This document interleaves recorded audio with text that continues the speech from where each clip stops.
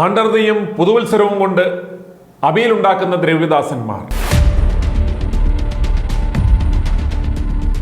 December 31 ലോകം പുതുവത്സരത്തെ വരവേൽക്കുവാൻ ഒരുങ്ങുമ്പോൾ നമ്മുടെ ദ്രവ്യദാസന്മാർ ആണ്ടർതി യോഗത്തിന് തയ്യാറെടുക്കുകയാകും. ഞങ്ങൾക്ക് ലോകപ്രകാരമുള്ള ആഘോഷങ്ങളൊന്നുമില്ല, ഞങ്ങൾക്ക് ജാതികളെപ്പോലെ കലണ്ടർ ആഘോഷങ്ങളും പെരുന്നാളുകളും ഒന്നുമില്ല, ഞങ്ങൾ പക്കവും നാളുകളും നോക്കാറില്ല, ഗ്രിഗോറിയൻ കലണ്ടറിനോട് ഞങ്ങൾക്ക് പുച്ഛമാണെന്നൊക്കെ പറയുന്നവരാണ് ഇന്ന് ആണ്ടർതിയും പുതുവത്സരവും കൂട്ടിക്കുഴച്ച് അവിയലുണ്ടാക്കി വിശ്വാസികൾക്ക് വിളമ്പുവാൻ പോകുന്നത്. സംഭവം പുതുവത്സര ആഘോഷമാണെങ്കിലും പിടിച്ചു നിൽക്കുവാൻ വേണ്ടിയാണ് വെറുതെ ആണ്ടർതി എന്നൊക്കെ തട്ടിവിടുന്നത്. കഴിഞ്ഞ ഒരു കൊല്ലത്തെ നന്ദി മൊത്തത്തിൽ കരയറ്റുവാൻ വേണ്ടിയാണ് ഉറക്കളച്ചുള്ള പരിപാടികളുമായി ഇറങ്ങുന്നത് അത്രേ. പൗരോഹിത്യ സഭകളുടെ ആഘോഷങ്ങളെയും ആചാരങ്ങളെയും താരിപ്പുകളെയും ദുഷിച്ച് അവയിൽ നിന്നുണ്ടായ ഈ വേർപാട് സഭകളിൽ ഇത്തരം ആഘോഷത്തിൻ്റെ പ്രസക്തി എന്താണെന്ന് ഒരു കുഞ്ഞാടും ഇതുവരെ ചോദിച്ചിട്ടില്ല.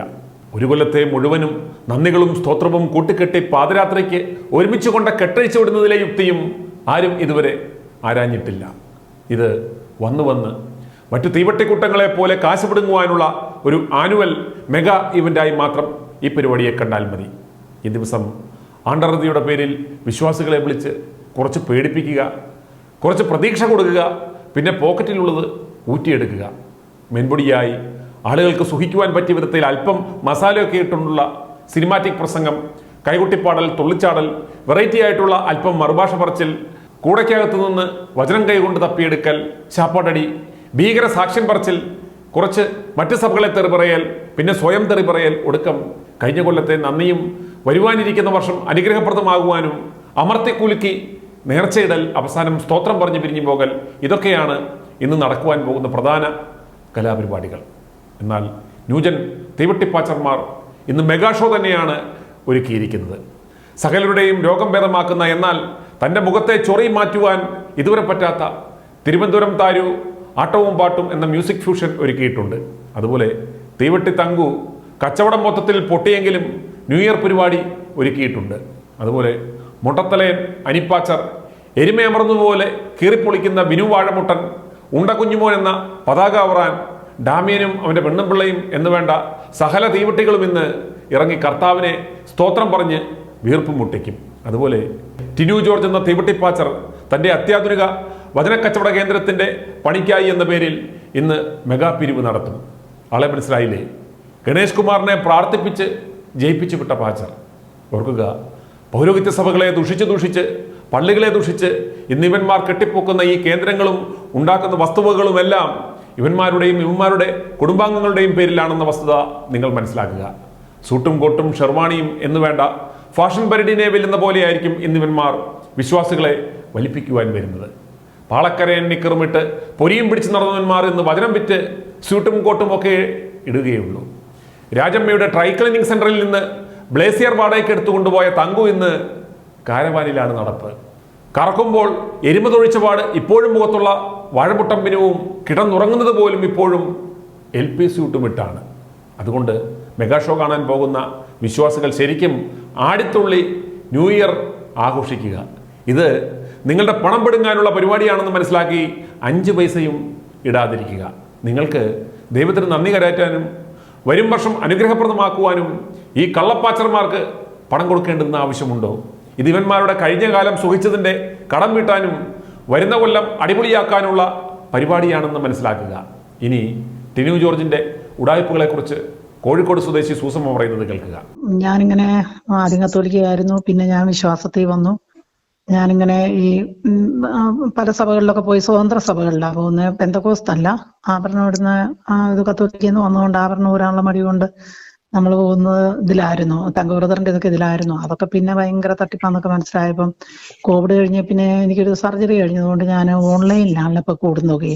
ഇപ്പൊ കുറെ നാളായി ഞാൻ ഒരു ടിനു പാസ്റ്റർ ഉണ്ട് കൊട്ടാരക്കരയുള്ള എൽഷദായി എന്ന് പറയുന്ന മിനിസ്ട്രിയുടെ, അതാണ് ഞാൻ കൂടുന്നത്. അപ്പൊ ഈ ഒരു ഡിസംബർ 25-ാം തീയതി അവിടെ ഇങ്ങനെ ആരാധന കൂടുമ്പോ പറഞ്ഞായിരുന്നു കൊട്ടാരക്കര ഒരു ചർച്ചിന് വേണ്ടിയിട്ട് അതിന്റെ കല്ലിടിയില് പിന്നെ 5 വീടുകൾ പാവങ്ങൾക്ക് താക്കോൽദാനമൊക്കെ അന്ന് നടക്കുന്നൊക്കെ. അപ്പം നമ്മൾ ഇവരുടെ ഈ വാട്സപ്പില് നമുക്ക് പ്രാർത്ഥനയൊക്കെ അയച്ചു തരുന്നതുകൊണ്ട് ഞാനും ആ വാട്സപ്പ് ഗ്രൂപ്പിലുണ്ട്. അപ്പോൾ എനിക്കിപ്പം മിനിയാന്ന് ഈ 25-ാം തീയതി വാട്സപ്പിൽ ഇങ്ങനെ വന്നു, അവിടെ ആ പണിയുന്ന ആ പ്രോജക്റ്റിനെ കുറിച്ചുള്ള ഒരു വിവരണം. ശരിക്കും പറഞ്ഞാ സാറേ, എനിക്കതൊരു വലിയൊരു ഇതായിട്ടാണ് തോന്നിയത്. കാരണം നമ്മൾ ജനിച്ചു വളർന്ന കത്തോലിക്ക സഭയിലാ, കത്തോലിക്കര് വലിയ പള്ളികളൊക്കെ പണിയുന്നു. അപ്പം ഈ വിശ്വാസത്തിൽ വന്നപ്പം പറയുന്നത് കൈപ്പണിയായ ആലയങ്ങളിൽ ദൈവം വസിക്കുന്നില്ല എന്നൊക്കെ പറഞ്ഞ് വാടകയ്ക്ക് എടുത്തെടുത്തും ഒക്കെ ആയിരുന്നു ഞാൻ ആരാധന കൂടിയിട്ടുള്ളത്. പക്ഷെ ഇപ്പൊ ഇതിനകത്ത് വന്ന് ഇത് കാണിച്ചേക്കുന്ന 10,000 പേർക്ക് ഇരിക്കാവുന്ന ഒരു പള്ളി, അതിന്റെ ഒരു മോഡലും ഉണ്ട്. പിന്നെ അതുകൂടാതെ കഫ്റ്റേരിയ, കുറേ സംഭവങ്ങൾ സാറിന് ഇത് വായിക്കുമ്പോൾ മനസ്സിലാവും. അപ്പൊ ഇതെല്ലാം ഈ വിശ്വാസികളെ പിഴിഞ്ഞ് ഇവര് തന്നെ പറയുന്നു പിന്നെ കൈപ്പണിയായ ആലയങ്ങളില് ദൈവം വസിക്കുന്നില്ല എന്നും. ഈ പെന്തക്കോസ്തുകാർ ഇവരൊക്കെ, ഞങ്ങൾ ഈ വിശ്വാസത്തിൽ വന്ന കാലത്ത് 2012-ലാണ് ഞാൻ വിശ്വാസത്തിൽ വന്നത്.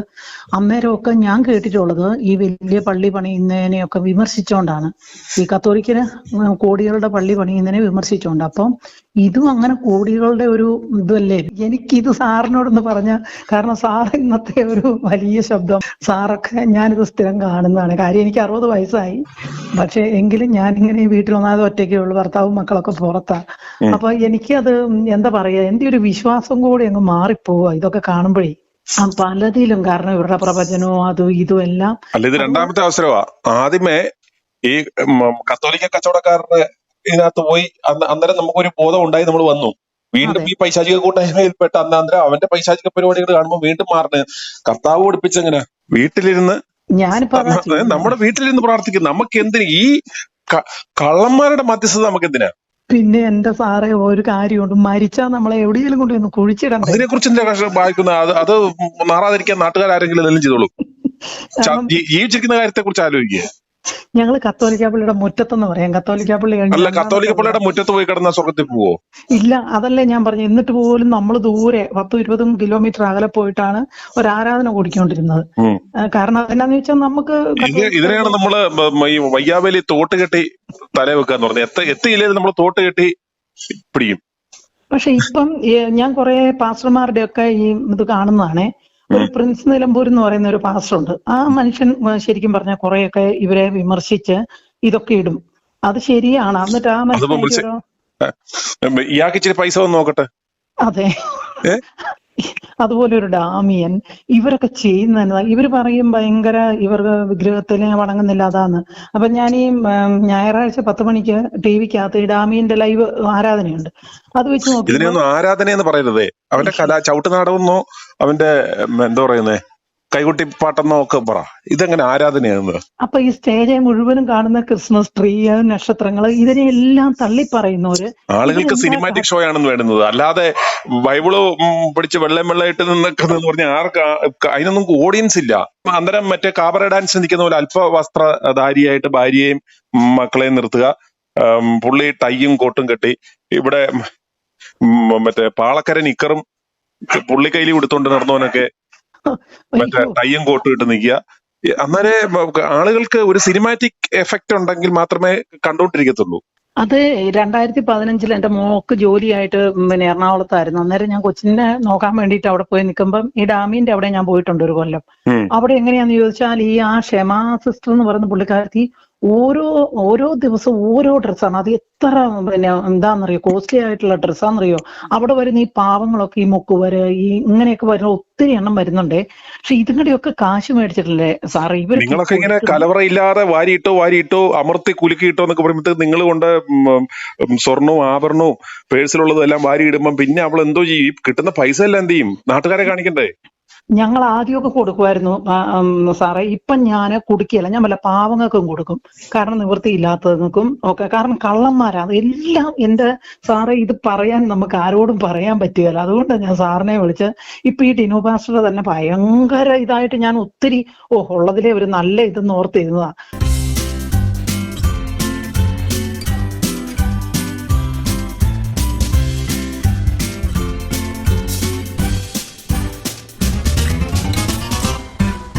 i2i ന്യൂസ് സബ്സ്ക്രൈബ് ചെയ്തിട്ടില്ലാത്തവർ ഇപ്പോൾ തന്നെ സബ്സ്ക്രൈബ് ചെയ്യുക. നോട്ടിഫിക്കേഷൻ ലഭിക്കുവാൻ ബെൽ ബട്ടണും അമർത്തുക.